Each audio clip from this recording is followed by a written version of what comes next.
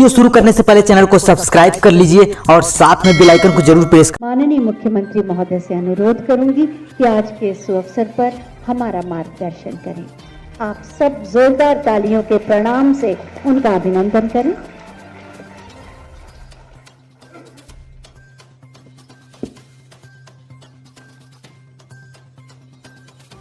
उत्तर प्रदेश सतत और समान विकास की ओर विषयक 2 दिवसीय लर्निंग कॉन्क्लेव के आज के इस कार्यक्रम में मुख्य अतिथि के रूप में उपस्थित गुजरात की माननीय राज्यपाल सम्मान्य श्री आचार्य देवव्रत जी, प्रदेश सरकार में मेरे सहयोगी मंत्री कृषि मंत्री श्री सूर्य प्रताप शाही जी, विश्व बैंक के साउथ एशिया रीजन के practice manager Shri Oliver Braedt, प्रदेश सरकार के मुख्य सचिव श्री दुर्गा शंकर मिश्र जी, कृषि उत्पादन आयुक्त श्री मनोज कुमार सिंह जी, अपर मुख्य सचिव सूक्ष्म लघु एवं मध्यम उद्यम विभाग श्री नवनीत सहगल जी, आज के इस कार्यक्रम में उपस्थित सभी कृषि वैज्ञानिक और विशेषज्ञगण, हमारे प्रगतिशील कृषक बंधु और उपस्थित भाइयों बहनों, मुझे प्रसन्नता है कि कृषि विभाग के द्वारा पिछले 1 महीने के अंदर कई इस प्रकार के कार्यक्रम प्रदेश के अंदर आयोजित हुए हैं और उसमें आज का ये कार्यक्रम, जिसमें भी एक महत्वपूर्ण उद्बोधन गुजरात के माननीय राज्यपाल आचार्य देवव्रत जी ने हम सबके सामने दिया है कि कम लागत में किसान की आमदनी को कैसे बढ़ाया जा सकता है। उत्पादन अधिक होगा तो आमदनी स्वयं अधिक होगी। लागत कम, उत्पादन ज्यादा, और उसकी एक बहुत सहज और सरल विधि प्राकृतिक खेती के बारे में हम सबको यहां पर अवगत कराया। भारत जैसे देश में जहां पर ऋषि और कृषि एक दूसरे के साथ जुड़े हुए थे, जहां पर गौ और गोवंश न केवल आस्था का बल्कि अर्थव्यवस्था का भी आधार था, वहां पर प्राकृतिक खेती उस आस्था के साथ साथ अर्थव्यवस्था को भी कैसे संबल प्रदान कर सकता है, उस पर एक महत्वपूर्ण अभी व्याख्यान आपने आचार्य जी के श्रीमुख से यहां पर सुना है। हम लोगों ने 2 वर्ष पहले, यानी लगभग 2-2.5 वर्ष पहले कानपुर में एक सेमिनार आयोजित किया था इसी प्राकृतिक खेती पर, और लगभग 500 से अधिक हमारे प्रगतिशील किसान उस कार्यक्रम में सम्मिलित हुए थे। उसका परिणाम है कि आज प्रदेश के अंदर हजारों हेक्टेयर भूमि में प्राकृतिक खेती होनी प्रारंभ हुई है, और जो प्रधानमंत्री जी की मंशा है कि हमें विष मुक्त खेती देनी है, और उस दृष्टि से कम लागत में या जीरो लागत में प्राकृतिक खेती किसान का फर्टिलाइजर, रसायन और पेस्टिसाइड की बचत करते हुए जो किसान के पास है या जिनका उत्पादन किसान स्वयं करता है, उससे ही वह अपनी खेती को आगे बढ़ा सकता है। यह एक अभिनव प्रयोग सफलतापूर्वक आगे बढ़ रहा है और मैं मानता हूं कि हमारे कृषि वैज्ञानिक हमारे प्रगतिशील किसानों के साथ मिलकर के इस व्यवस्था को अधिक से अधिक क्षेत्रफल की तरफ अग्रसर करेंगे। उत्तर प्रदेश जैसे राज्य में यह मुझे लगता है कि यहां के किसानों की आमदनी को कई गुना बढ़ाने में सहायक हो सकता है। देश के अंदर सर्वाधिक किसान हमारे पास, सबसे अच्छी उर्वरा भूमि भी हमारे पास, सबसे अच्छा जल संसाधन भी हमारे पास। देश के अंदर कृषि की जितनी भूमि है उसमें से 11 से 12% उत्तर प्रदेश के हिस्से में आती है और उस 11 से 12% भूमि पर ही उत्तर प्रदेश में अभी हम लोगों ने पूरी तकनीक का उपयोग नहीं किया है, लेकिन उस सब के बावजूद देश का 20% खाद्यान्न का उत्पादन अकेले उत्तर प्रदेश कर रहा है। और मुझे लगता है कि अगर हम सही वैज्ञानिक सोच के साथ कृषि के आधुनिक तकनीक के साथ साथ प्राकृतिक खेती के इन सभी उपायों को भी उसके साथ लागू करना प्रारंभ कर देंगे तो उत्पादन तो हम बढ़ाने में सफल होंगे ही, लेकिन किसान की आमदनी को भी कई गुना बढ़ाने में यह निर्णायक साबित हो सकता है। एक चीज जो मुझे अक्सर देखने को मिलता है, हम लोग बचपन में जब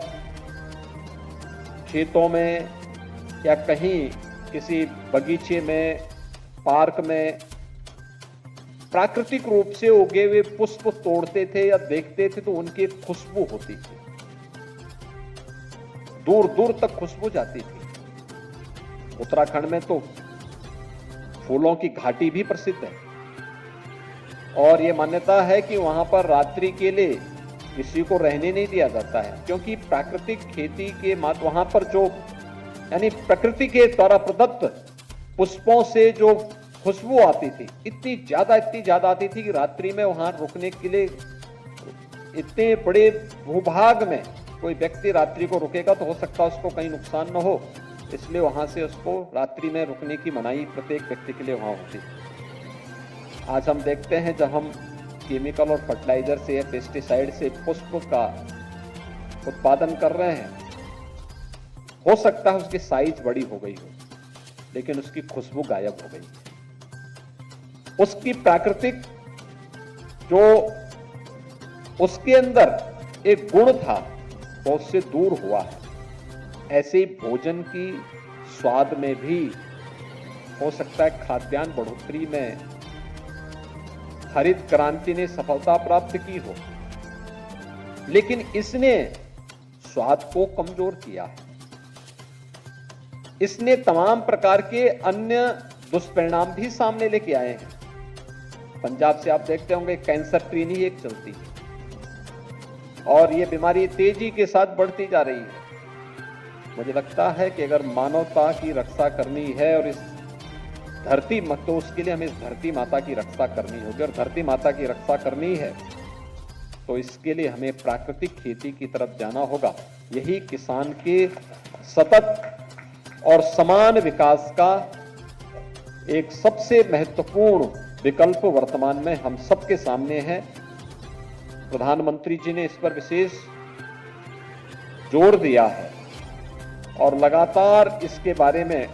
न केवल उन्होंने अपने वक्तव्यों के माध्यम से बल्कि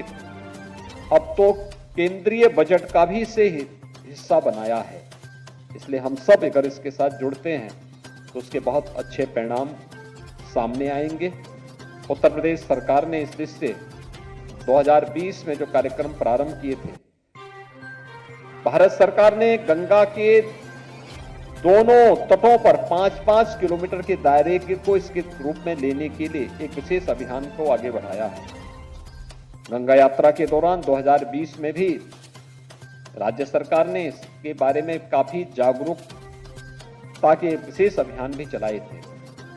साथ साथ इस बार के बजट में हम लोगों ने पूरे बुंदेलखंड क्षेत्र को इस दृष्टि से प्राकृतिक खेती के लिए हमने चयन किया है और गंगा के तटवर्ती क्षेत्र हमारे 27 जनपद आते हैं। 27 जनपद और 7 जनपद बुंदेलखंड के 34 जनपदों में हम प्राकृतिक खेती को बढ़ावा देने के लिए अपने अभियान को आगे बढ़ा रहे हैं और यह उत्तर प्रदेश में कृषि विभाग के द्वारा इसके लिए इस कार्यक्रम को आगे बढ़ाया जा रहा है और इसके लिए आवश्यकता पड़ेगी तो इसके लिए हम बोर्ड आदि के गठन की प्रक्रिया को भी तेजी के साथ आगे बढ़ाएंगे जिससे इसे प्रोत्साहित किया जा सके। उत्तर प्रदेश में कृषि के साथ साथ कृषि हमारे पास रोजगार सृजन का सबसे बड़ा माध्यम है और देश के अंदर सर्वाधिक किसान भी हमारे पास है।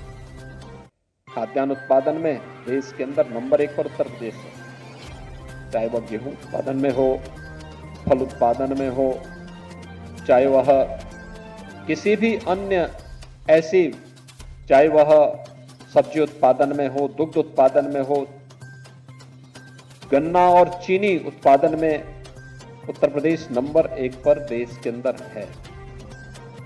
लेकिन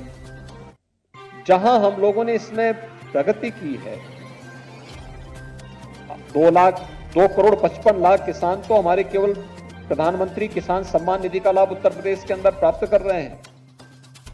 2 करोड़ 55 लाख किसान, देश के अंदर सर्वाधिक किसान यानी सर्वाधिक लोग खेती के साथ जुड़ करके अपनी रोजी रोजगार को भी आगे बढ़ाने का कार्य कर रहे हैं। हमारे पास कृषि के बाद जो सर्वाधिक रोजगार सृजन का क्षेत्र था वह है सूक्ष्म लघु और मध्यम उद्यम विभाग और इस सेक्टर में 2017 के पहले स्थिति कुछ निराशाजनक थी, लेकिन 2017 के बाद जब आदरणीय प्रधानमंत्री जी की प्रेरणा से राज्य सरकार ने प्रदेश के अंदर सूक्ष्म लघु मध्यम उद्यम के परंपरागत उद्यम की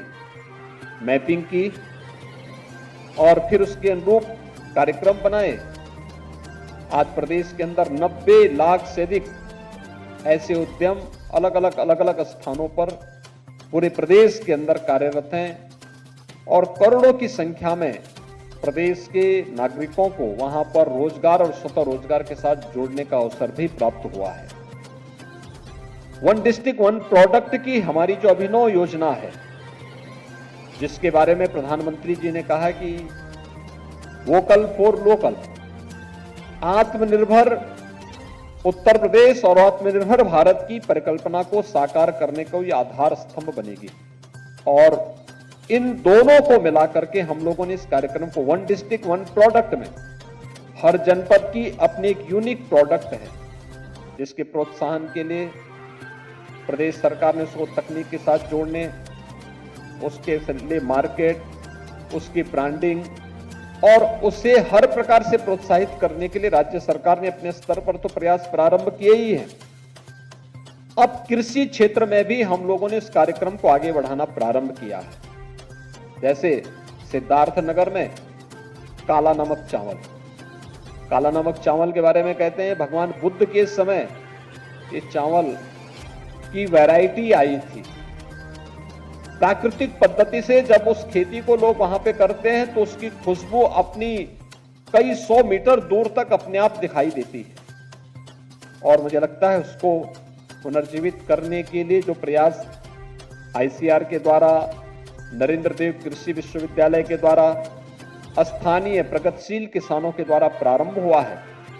अत्यंत इस समय मुझे लगता है कि बहुत अच्छी उसकी प्रोग्रेस है, बहुत अच्छी उसकी डिमांड भी देश के अंदर भी और दुनिया के अंदर भी हो रही है। ऐसे ही मुजफ्फरनगर जनपद में गुड़ की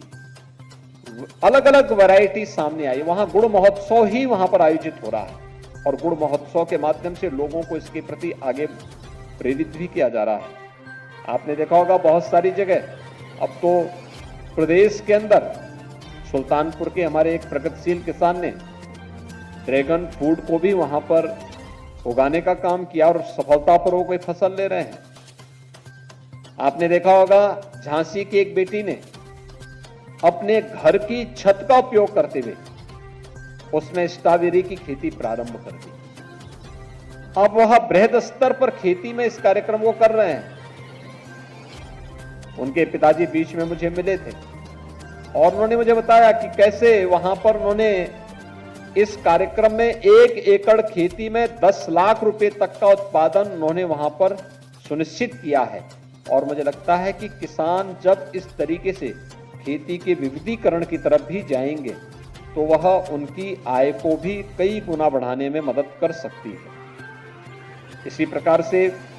जो प्रदेश के अंदर महिला स्वयंसेवी समूह है, अनेक रचनात्मक कार्यक्रमों के साथ वे कार्य कर रही हैं। हमारे बुंदेलखंड की बलेनी मिल्क प्रोड्यूसर अपने आप में एक उदाहरण है। उस क्षेत्र की महिलाओं ने किस रूप में महिलाओं के स्वावलंबन की दिशा में कार्य हो सकता है, इसका एक उदाहरण प्रस्तुत किया। ऐसे ही प्रदेश के अंदर राज्य सरकार ने महिला स्वयंसेवी समूह को स्वावलंबन की ओर अग्रसर करने के लिए हम लोगों ने यह भी तय किया कि प्रदेश के अंदर जितने भी राज्य सरकार के द्वारा पोषाहार के कार्यक्रम, केंद्र और राज्य सरकार के पोषण मिशन के कार्यक्रम होंगे, इसे महिला स्वयंसेवी समूह ही अपने अपने जनपदों में संचालित करेगी और सफलतापूर्वक वह कार्यक्रम प्रदेश के अंदर वर्तमान में लागू हुआ है। कहीं पर पब्लिक डिस्ट्रीब्यूशन सिस्टम में कहीं कोई किसी भी प्रकार का कोई शिकायत आती है तो हम लोग वहां पर राशन कोटे की दुकान को महिला स्वयंसेवी समूह को सौंप देते हैं। महिला स्वयंसेवी समूह ही उसको संचालित वहां पर करे। बहुत सारे ऐसे मॉडल हैं जिसको हम आगे बढ़ाने का कार्य कर सकते हैं और इसीलिए उत्तर प्रदेश जैसे राज्य में यहां के सतत और समान विकास के लिए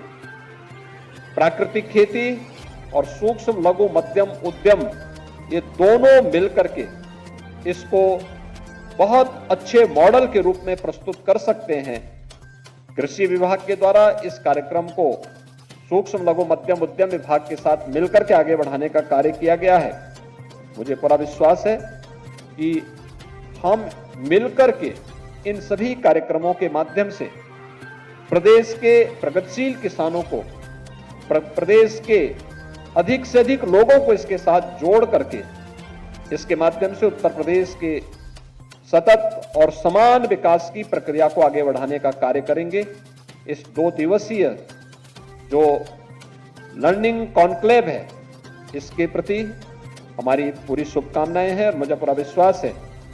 कि इस लर्निंग कॉन्क्लेव के माध्यम से हम एक ठोस एक्शन प्लान को आगे बढ़ा करके उत्तर प्रदेश के अंदर हर एक जनपद में 9 क्लाइमेटिक जोन में हर कृषि विज्ञान केंद्र को आधार मान करके इस कार्यक्रम को हर किसान तक पहुंचाने में भी सहायक यह कॉन्क्लेव सहायक होगा। इस पूरे अभियान के प्रति मेरी शुभकामनाएं हैं। धन्यवाद।